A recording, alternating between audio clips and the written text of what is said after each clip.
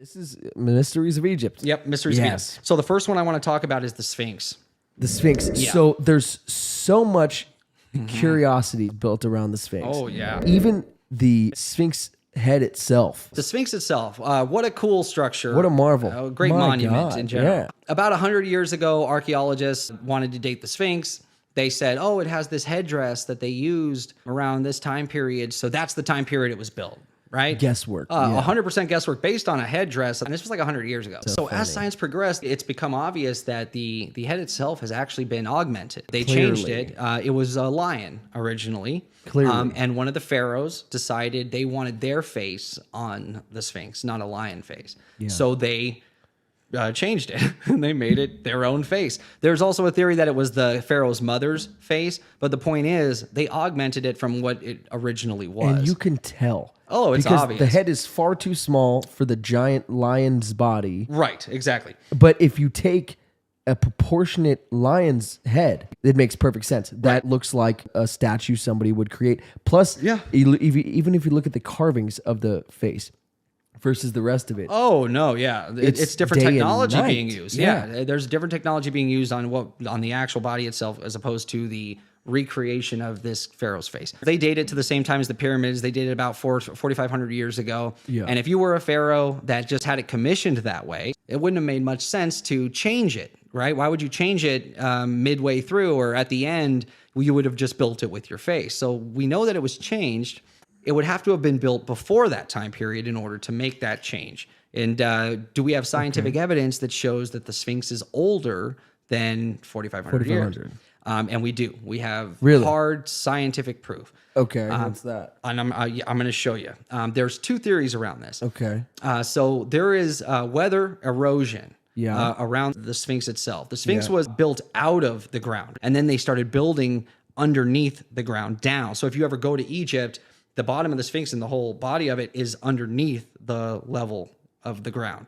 So they built below the ground level. Exactly. It's not sitting on the ground. Really? It's below the ground. Yeah, the head and everything stands above the ground, but the rest of it was carved out of the actual bedrock itself. What? Right. I don't know that. So because you'd have to be there to notice it or look at it from pictures. Above a lot of people do, and that's why I brought it up. But thankfully it was because we can actually look at the weathering over the centuries that's happened to this structure, and there's geological evidence that torrential rains have been eroding this thing for thousands of years, and there was no torrential rain during the time where they believe it was built 4,500 years ago. It was a desert. It was the Egyptian desert 4,500 years ago. In order for that much rain to be falling and create this type of erosion, there'd be two ways. One, it would have to be 30,000 years old. Because that was the last time that area of the earth had this much rainfall. The second theory is that it was still built thousands of years ago, maybe not 30,000, but it would have had to have been around during a time of a major cataclysm that caused mass flooding. Sure. And it's fun that you brought in the Noah's Ark theory, because Noah's Ark, that story is based on the same cataclysm and the same flood that could have weathered the Sphinx itself to show these erosion patterns. Yeah, and you got to understand, even if we go based on the Bible and we take that at face value, you got to understand that these works weren't written in English, right? Yeah. They were translated. It was written in Hebrew, Aramaic, and Greek originally, right? So these are three different languages. Somebody took them together. The story of Noah translated. You're talking about. Yeah. I'm talking about the Old Testament. Yes, the Old Testament.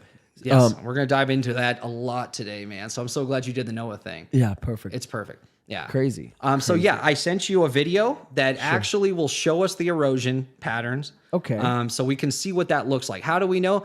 200 of the best geologists around the world all agree that this is rain erosion over thousands of years, about 6,000 years before the time that is currently dated at 4,500 years ago. So this would have been about 11,000 years ago it would have been built, unless that other theory of 30,000 years is correct. But there's more evidence to support that the 11,600. So let's check this out.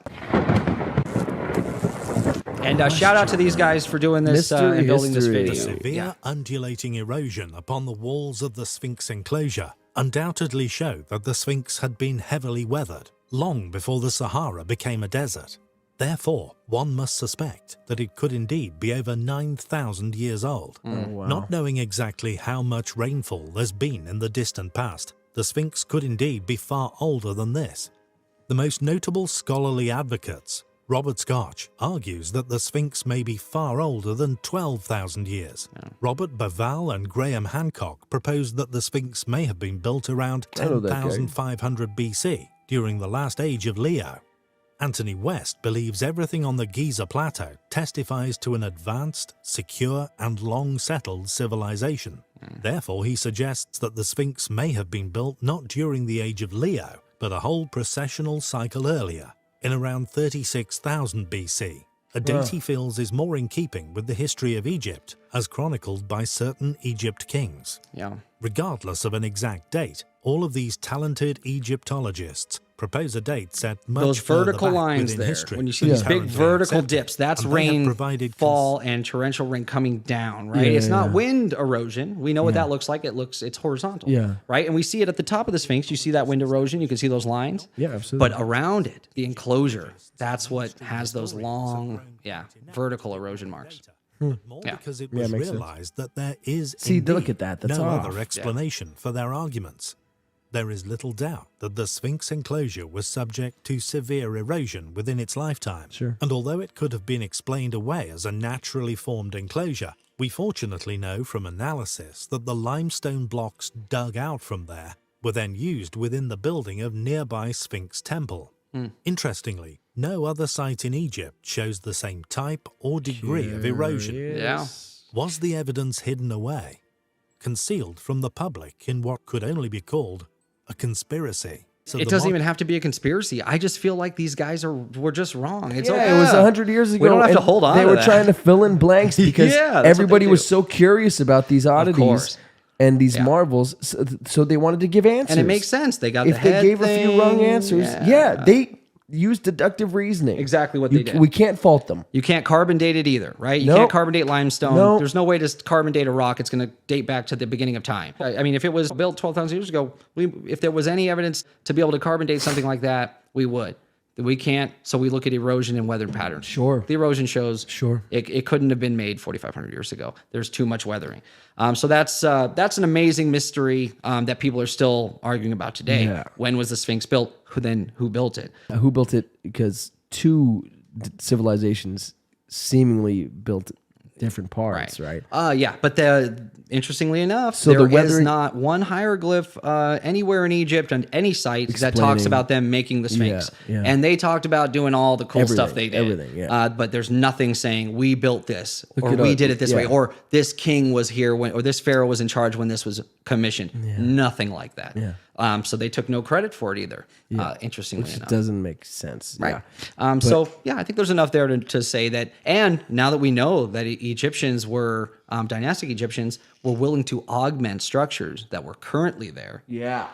that plays into a lot now. Brings credence to a lot of Yeah. If they were willing to make theories. changes to the Sphinx, they were willing to reinforce and restore other structures nearby yeah. that they may have found as So well. maybe they find a beautiful statue and they Right. carve their own little thing into it, or maybe exactly. they find the They Sphinx. screw it up. Yeah. But I'm not saying the Egyptians weren't advanced and weren't amazing. No, they did great things. Their embalming was brilliant. Their They had mummification, knowledge. They had immense knowledge. of astrology, of a lot of stuff. Where do we give them credit? Is I Right. guess the real question. 100%. So my next mysterious item in Egypt was the Library of Alexandria, and this Yes, this story, man, it's so sad. It drives me nuts.